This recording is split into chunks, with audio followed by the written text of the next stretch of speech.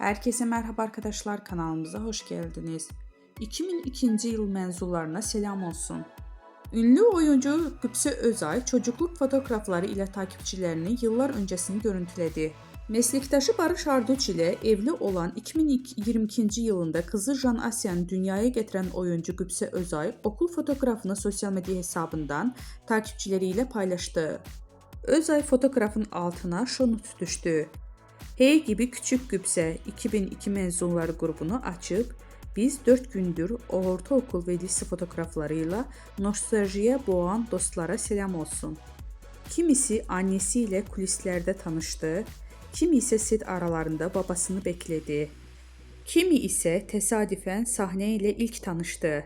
İşte dün tanınmayan, bugün ise ünlü olan isimler ve şaşırtan değişimleri.